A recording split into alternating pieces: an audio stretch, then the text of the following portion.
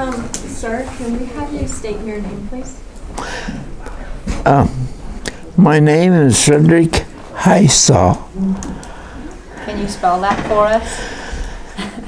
Well, it'd be easier. It would be H-I for high, and then saw, S-A-W.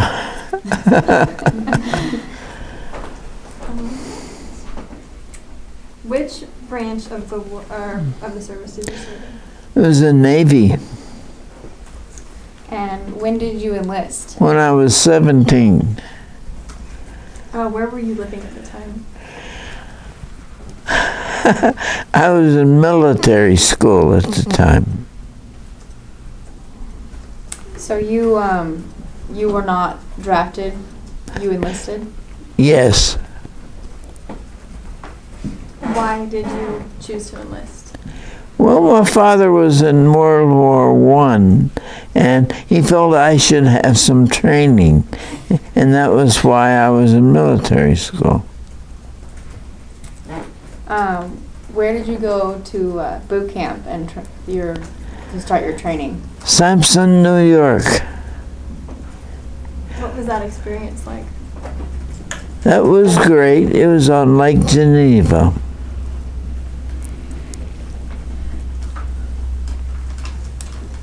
So where were you when you were deployed? Where did you go first? I went to Seattle.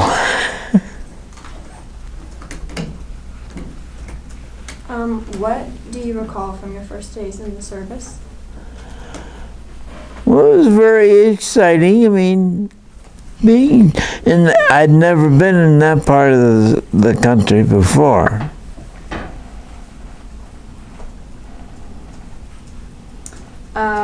Did you end up seeing combat?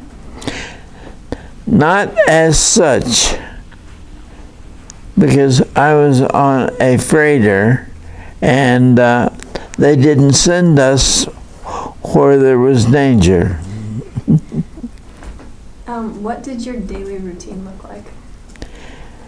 Well, they had me working in the galley or the cooking area. Is that what you wanted to be doing? Not necessarily.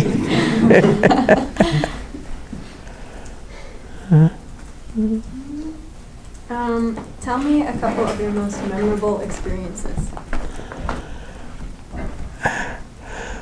Well, that would be rather difficult. It was just the routine of loading and unloading the ship I was on, which is a Navy freighter.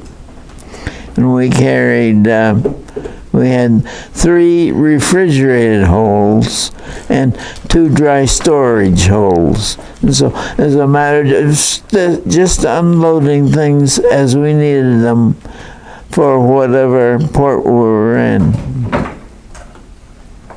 How did you stay in touch with your family? By mail.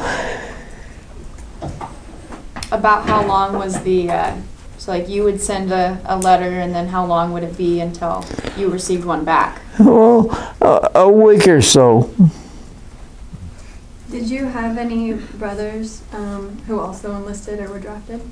No, I didn't. When did you come back home? 18 months later. My enlistment was the war plus 6 months. That's the way that it read, and as opposed to some that had 4 years. What did you do in the days and weeks after you returned home? I got ready to go to college. Where did you attend college? University of Missouri.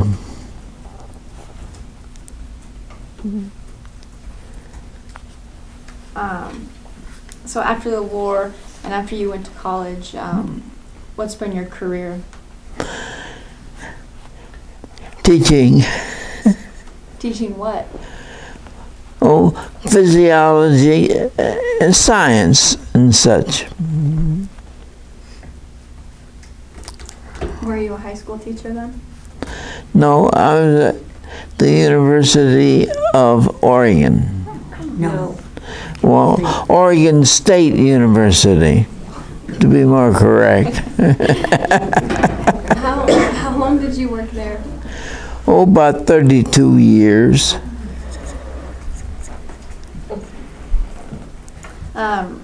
While you were in the service, did you make any interesting friendships?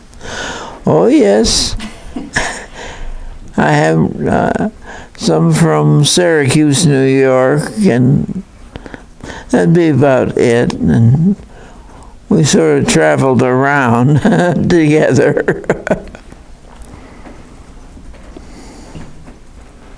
Did you stay in touch with him after you were? No, we got sort of separated and each went our own ways. Are you part of any veterans organizations? Well, the only one that I'm a member of would be, as my hat says, Band of Brothers, which is a local organization of veterans, all kinds, from all branches of the service, as long as it was a military service. And so that would be there at the airport where they have the spruce goose that you've all heard about.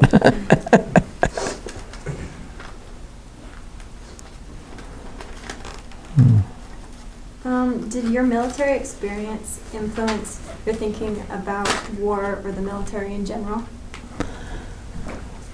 It was encouraging because, well, helped me to make up my mind as to what we really wanted.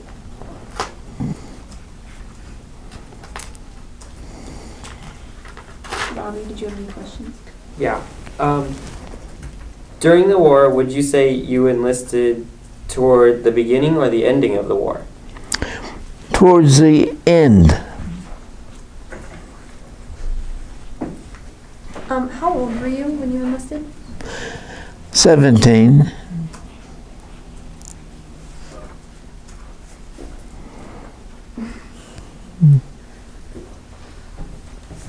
Is there anything else you would like to add? Well, I found it exciting, like everyone did at that time. I mean, at that age. Do you remember the exact date that you enlisted? Not the exact date as such. Do you remember the month? Well, it was along in the spring. Is all I can say. Around April or May. It was March. Or March. When you turned 18. Do you remember what time, do you remember the exact time you got out of the service, the exact day? Not the exact day, something like the 18th of August.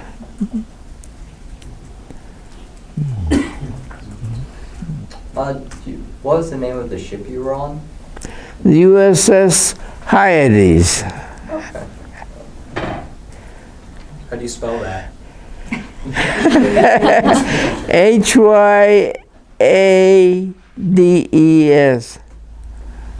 Oh. What military school did you go to? Kemper Military School. It was one of the oldest in the country at that time. Where was it at? Boonville, Missouri. Do you remember if your ship traveled in big convoys or who you traveled with, other ships? Not very much, because things had quieted down quite a bit. So we didn't have to worry too much about that.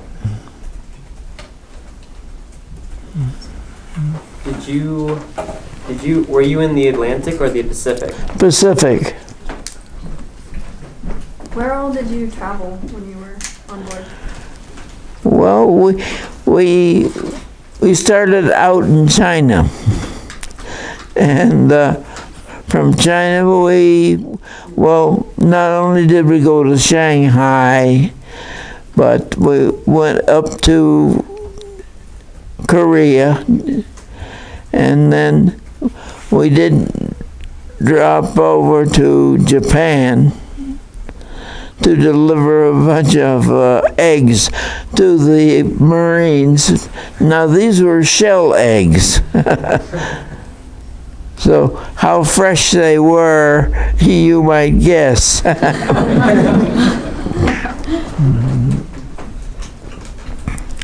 And then we had, there was Japan and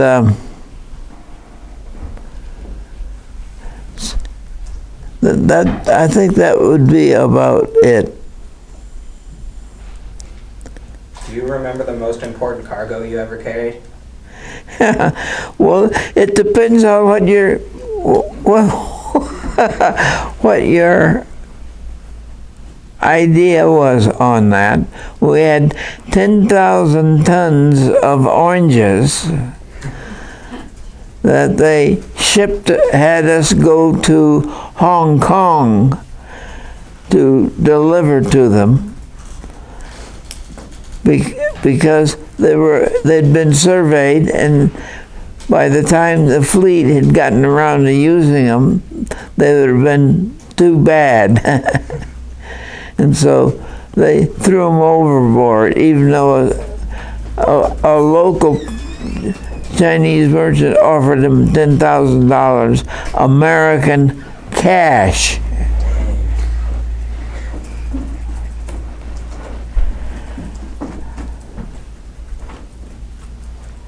Were you two together during the war? No, we weren't.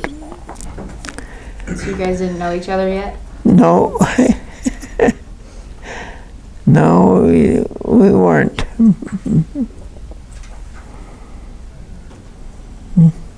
What life lessons would you like us to take from the war? Well, I would say let's try and keep peace going. It's a better way to solve things than some of what our politicians are attempting to do.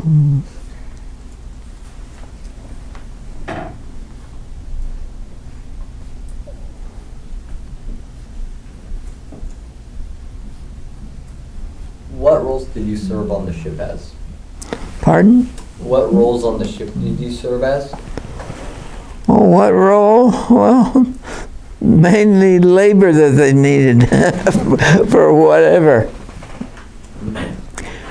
Whether carrying a 100-pound sack of sugar out of the hold up a ladder for use of the ship.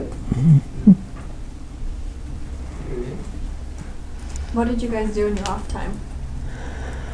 Well, played cards and, well, that'd be about the main thing.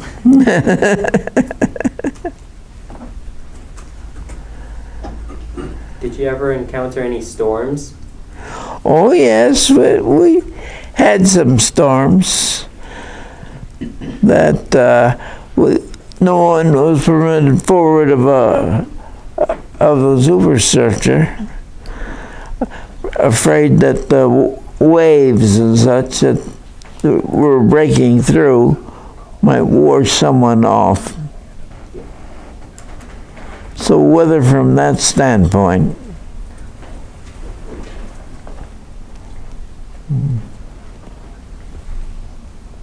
What was the social life on the ship like? Well, they tried to have movies every night to keep people entertained.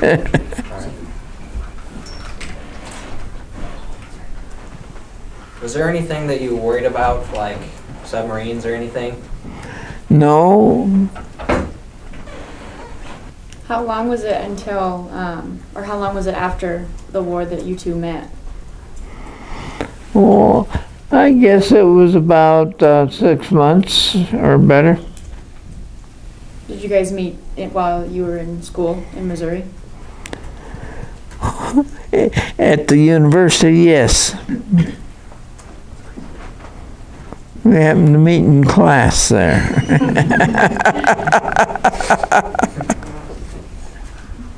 I will tell you, they've been married 79 and a half years.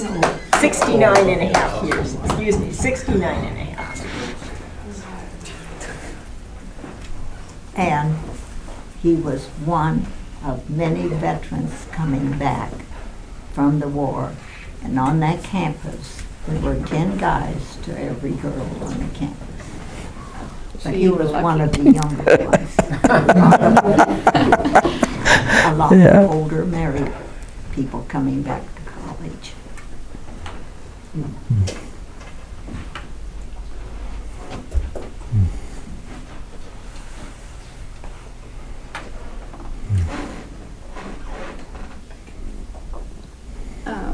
I think on behalf of everybody, we'd like to thank you for coming in today and sharing your story with us. We really appreciated it. And thank you for your service there. And I thank you all for having me. You know, you might tell him, Fred, about the Chicago stock yards. That was Well, when peace was declared, I was on a troop train going to Seattle for landing craft orientation. And that was in the middle of the Chicago stockyards.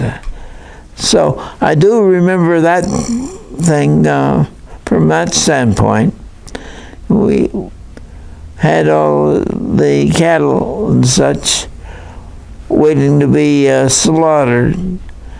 And so, with the troop trains, but the troop train, and everyone was celebrating that's right. the peace that the war had ended. Yes. That was something. The ship, our train was inundated by a lot of young women. And so that was one advantage we had, but we couldn't leave the ship. The train.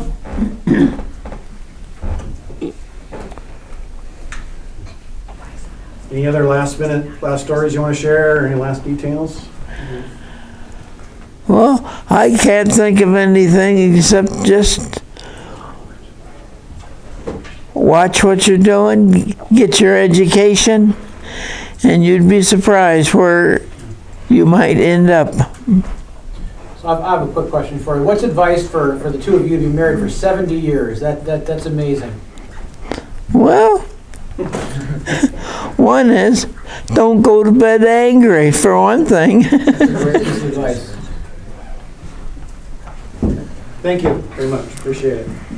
You're welcome. Thank you all for having us.